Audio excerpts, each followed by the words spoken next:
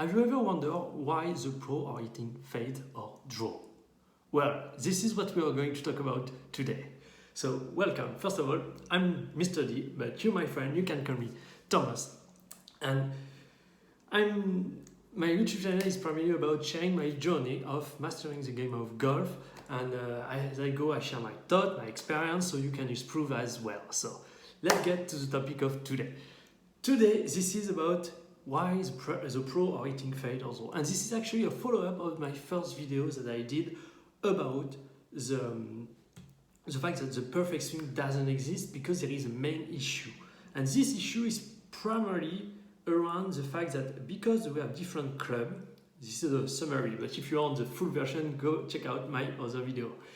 And so we have different clubs, and the fact that the clubs are longer, the swing plane tend to be flatter and flatter, and we are the ball tend to move forward and forward in the stance. And so the main summary of all of that is with shorter club like wedges, your club pass is going to be way more inside than what is going to be with your woods and driver, which is going to cause you to either miss left with your wedges or very right slice with your driver. This is the common way, the common issue that every golfer is facing.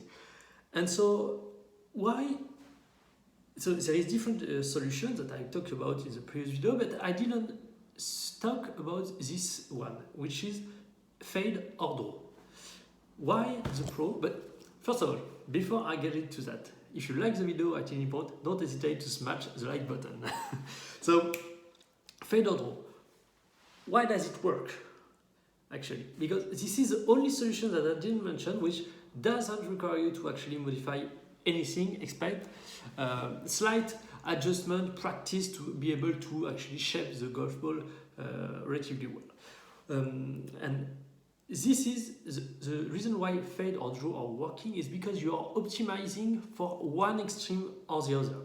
What I mean by that, if your goal is to hit primarily fade or pull fade, what I mean by that is a ball that is starting left and coming back to the center of the line. Primarily, generally, the best player are very rarely hitting pure draw or pure fade, which is a ball that starts on line and then get out. Generally, they are hitting balls that get out of where they are aligned and come back to the center, generally speaking. But anyway, so the fade is actually allowing you to optimize for wedges. You are hitting as left as you possibly can in order to have a perfectly neutral swing club pass with the wedges. And as the club gets longer, the club pass move more to the left, and so the ball is going to start more to the right, more to the left, more to the left, more to the left. But this is where things get interesting. The longer the club, the more curve, the more effect in terms of trajectory is going to have. So even though the ball is going to start more left as you get to a longer club, the ball also is going to curve more to come back to the center. And so you need to make very slight adjustment in order to get consistent, because with the wedges you're hitting left, but the ball has a very small curve or almost not at all. You can hit almost perfectly dead straight shot. And with the driver, the ball is starting way left, but it's coming back to the center, which is what people are generally referring to power fade. And the other aspect, so the draw, and primarily I'm talking about push draw, even though you can do a draw, that will work as well. Here, this is the opposite. You are optimizing for the other extreme, which is driver. You are optimizing for you being able to hit up on the ball and actually with very little curve, as little as you possibly can. And so what happens is, the shorter the club, the more inside the club pass and the more curve the ball is going to take. But because the club are shorter and the speed of the club is less, the ball is going to take less and less curve. And so you hit your push draw with your driver, and then this kind of contain itself, because the shorter the club, the less curve it's going to have, and so you're getting almost the same exact trajectory all the time.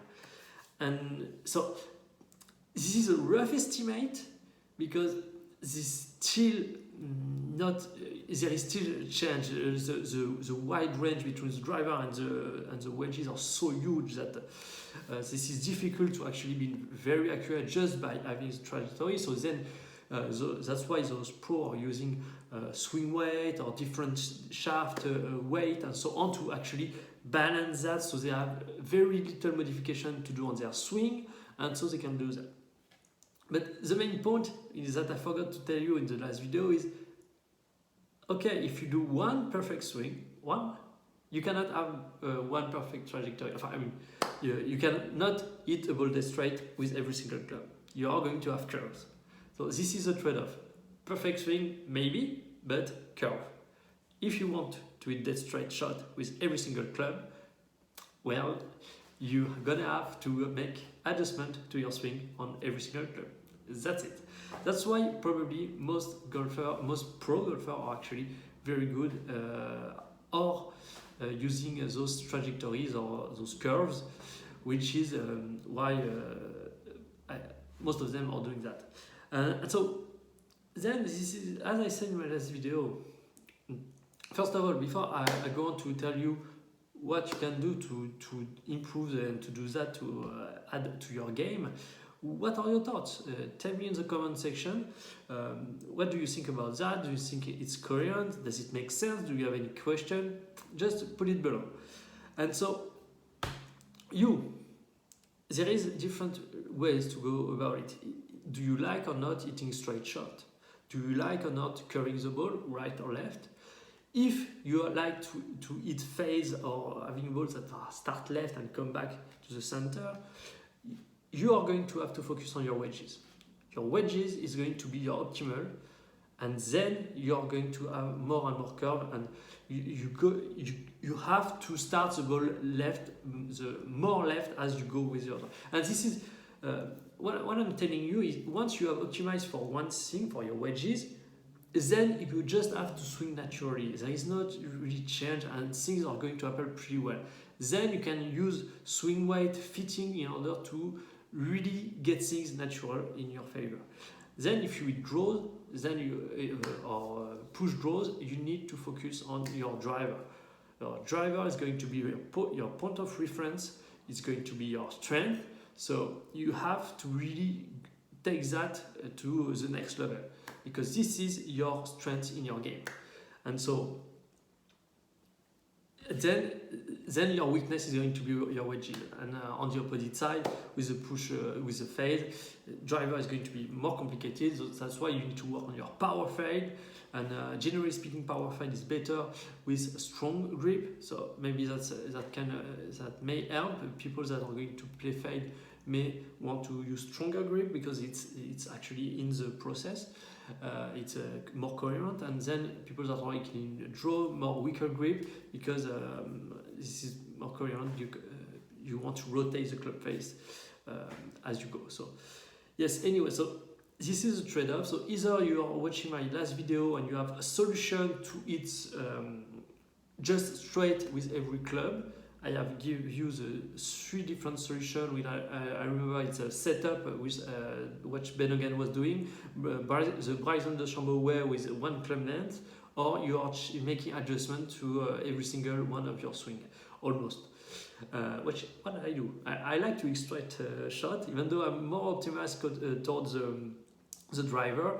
I like to hit straight shot. And then if you don't like that, and that's okay for you to actually curve the ball, well, I explained to you what you need to do. So yes. Thanks you for watching, and don't hesitate to subscribe if you want to join the 50-fold journey, where I'm going to continue sharing my thoughts and my experience, what I understand about the game and so on. So if you enjoyed this video, don't hesitate to subscribe, like, and I see you next time.